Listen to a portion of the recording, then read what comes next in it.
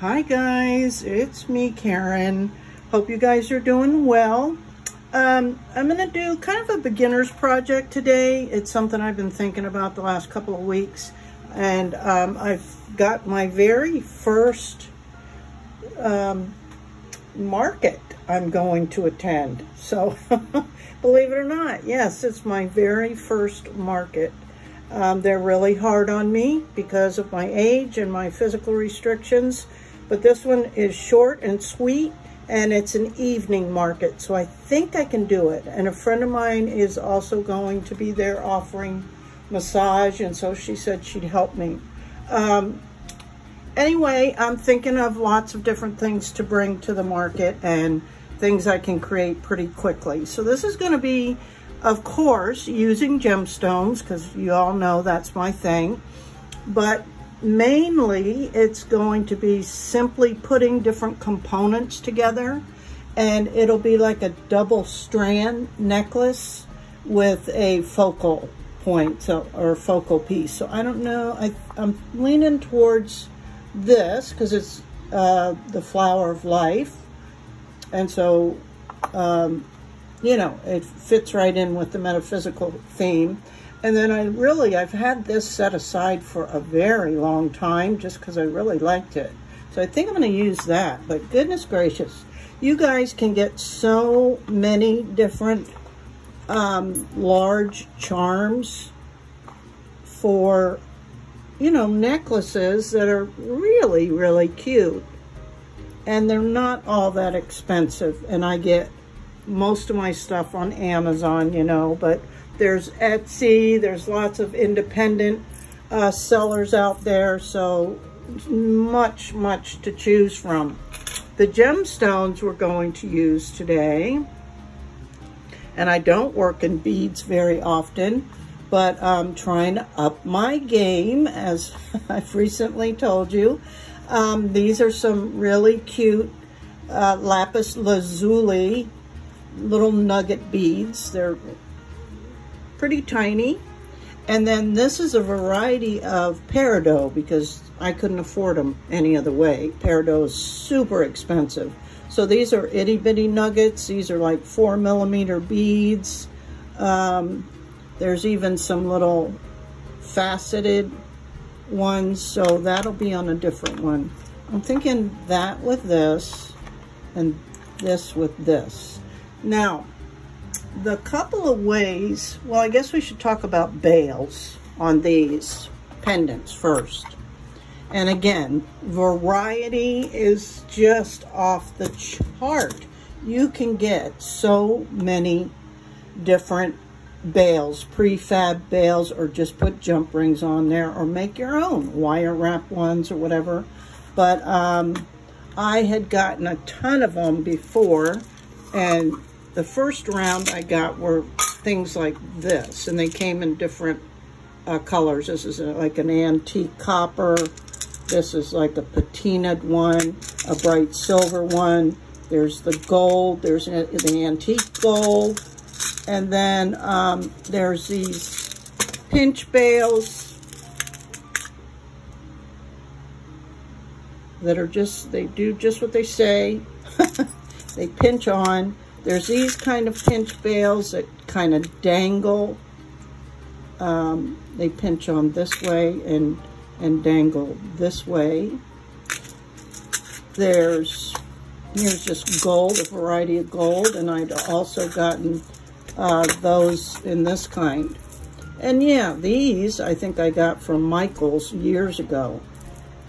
These days I try to stick with stainless steel so they don't tarnish or lose their luster. So that's just a tip I would give anybody, is look for stainless steel. And so I think I already picked out this cute little one to go with this flower of life. I think that's what it's called. That'll be cute. And then this one, let's see, which one did I think I picked? This one, right? Because it kind of matches. Or it might have been this one. I'm not sure yet. But you know, that's part of the fun, is your design. Now, there's a couple other ways, or a couple of ways that I'm going to show today, and of course there's more than just these two ways, to make the actual double part, because the pendant will be the main focal, and then I'm going to have like a row for the double part sit a little bit higher with the gemstones above the pendant. This is called Koreana chain. And I had first learned about this, really is what attracted me to it, to Wendy's Crafting and Friends YouTube channel. And I know she had recently passed away, coming up on 1 year already. It's shocking. But that's where I first learned of it. And it's kind of a beading chain, because it's real tiny. So I'm going to use this Koreana chain, and they do now offer it, I've seen it on Amazon, in a stainless steel, so yay. These that I got off of her little store are not, and so I wasn't too happy with it. This one's held up much better, but things change when you wear it and you introduce a person's pH balance. You all know that. That can certainly have an effect on even sterling silver. But there's that, and then another way we're going to do it is with the beading wire. So that's the difference, right? This is a wire, a beading wire, and this is a beading chain. Okay, and then when we move along, we'll talk about different chain. There's fancy chain, and this will go, of course, through the actual pendant. This is a Figaro, I think it's pronounced. But I'm probably going to just use a little old, I think this is like a curb chain, I think, or a cable chain. One of the two. I don't know. But again, endless possibilities. You can do a black cord, whatever you want. It's just, that's where you have fun and develop your kind of own design. Okay, so let's get started. And before we continue, let me just mention that this first way that we're going to be creating this, the double part of it, of this necklace, is these little closures, end closures. They're called clamshell ends, and they have a hole going through the center. And then we'll need a couple of real small crimp beads. They're probably in number 2. So how that works is you would feed, let's just do this if I can, feed one end of your cord on there, such as that.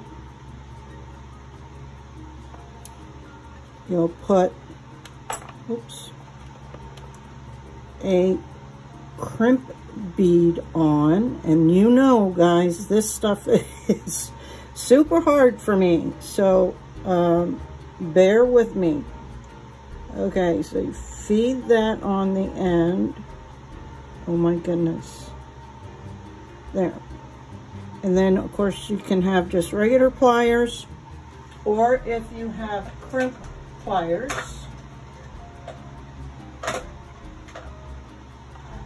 these things is best.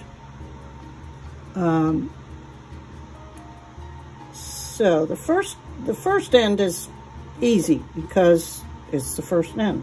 So you get that in the back, and you see it keeps sliding down on me. Okay, crimp that.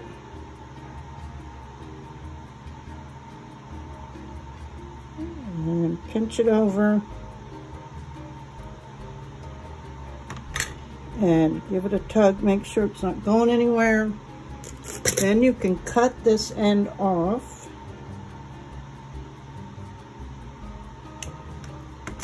And then you slide this into the clamshell.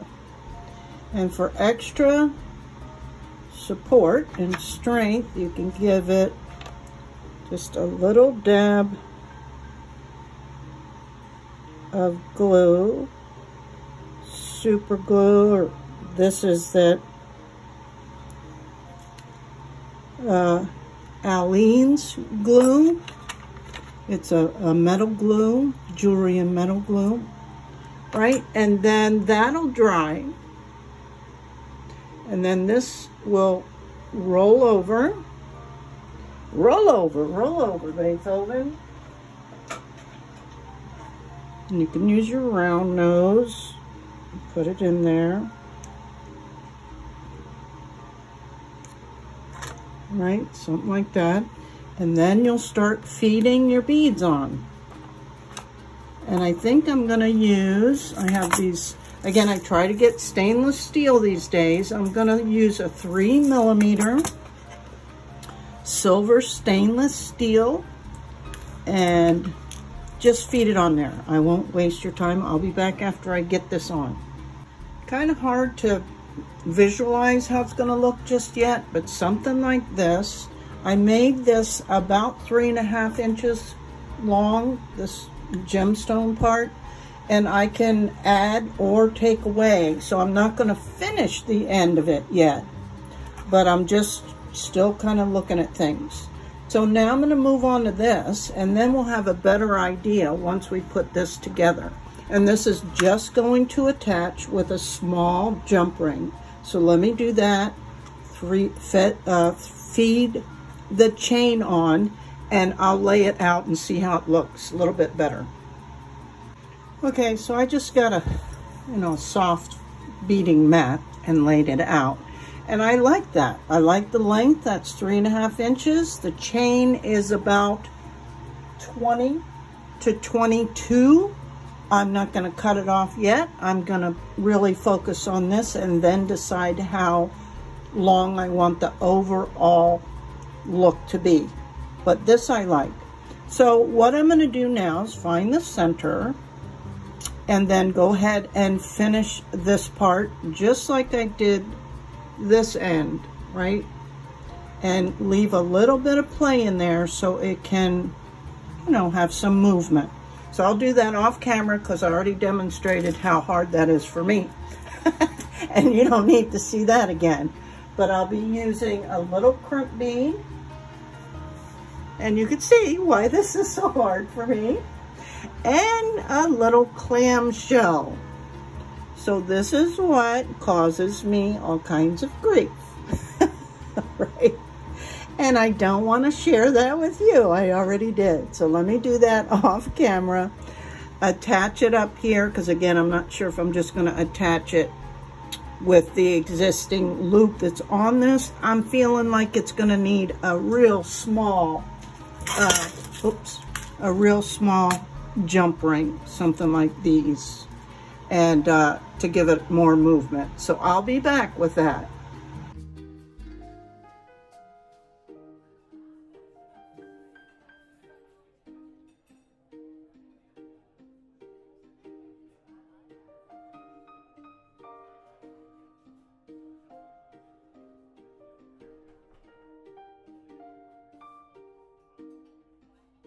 Okay guys, here's the first project. It looks really, really cute on.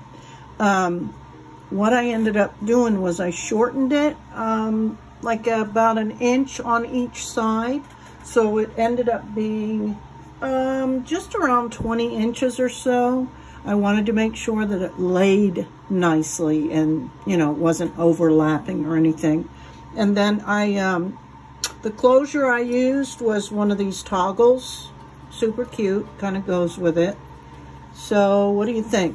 I like it. I think it's really, really cute and different, right, from anything else I make.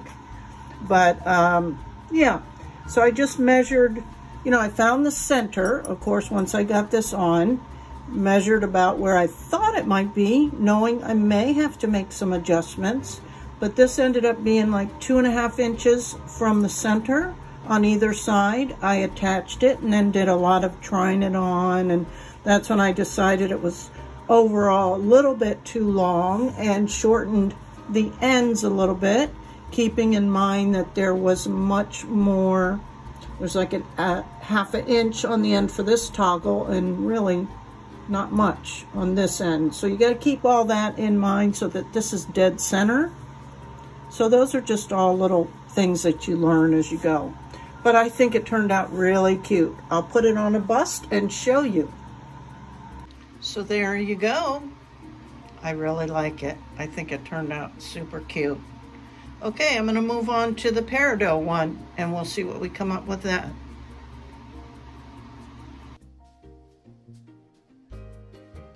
Okay, so on to this one. So this one was going to be a lot easier because I already know what length I like. So I already attached the bail, cut the chain. I'm using this Figaro. I think I'm going to go with a little bit shorter bead, the double, you know, gemstone bead. Now this one we're going to be using the beading wire, and this is Beadalon 7 strand. I already cut off a length, more than enough. This is about 7 inches, but no big deal. And I'm going to go ahead and start this end to show you. The beginning ends are always lots easier because you just have to put the crimp on. Now if you're going to use a guardian, you can feed that on as well, but I'm not going to do that. I'm just going to make a loop because it leaves too much of a gap that's just, you know, silver or whatever. But so you just feed this through, like double feed it through, right? Pull this down so you have a loop that I'm going to attach a jump ring, but I don't need to do that right now. I just want to get this loop small enough that a jump ring will fit on. That's plenty. My crimping wire, pliers. Use that back section, and then you see that little divot, you just fold that over. Whoa, sorry about that, guys. Smush that down. And then I'm going to cut this end off because these are little micro beads, and I know that they will not fit twice through there, if you know what I mean. So I'm just going to make sure you snip the right end off. That's how it's up. Okay, and I'm going to go ahead and string my pattern of beads on, and I'll be back. And here's the second project with the peridot, guys. And it came out super cute too. I did a much shorter beaded for the double, you know, loop. This was only about 2 inches, and put it a little bit lower down towards the pendant, but it looks cute. I'll put it on the bust and show you. And then here's another cool toggle. And let's talk about toggles. Holy moly! I mean, again, I have collected over the years so many different toggles. Gosh, this one was way back when I used to just play with beaded stuff. This actually, I think, was from Annie's Beads. We used to have 2 local shops before they got so famous, and now they're only online.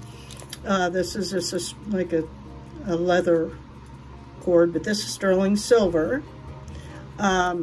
These are all, I think, from Bead Box Bargain, which I was a subscriber for about a year and collected, holy moly, I can't tell you how much stuff, findings and all kinds of things. And I highly recommend them if you're just trying to start out and build up some of your stash.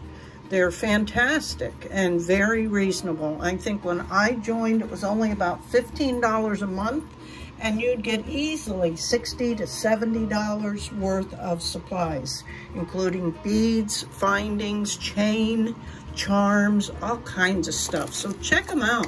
I highly, highly recommend them. So with these particular ones, I did go with toggles since they're a little bit fancier, but I'll tell you what, guys, it's pretty easy to create such lovely pieces.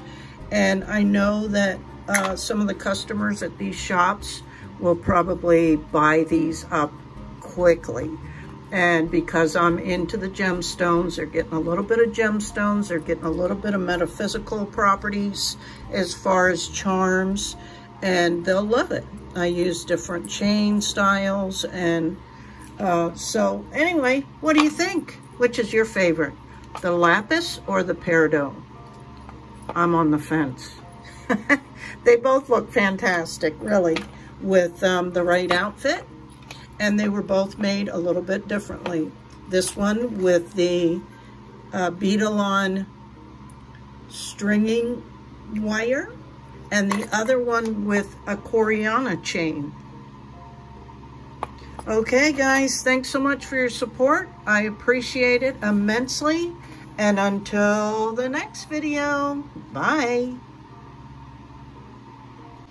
And here's the second one on a bust. And I think it looks super cute.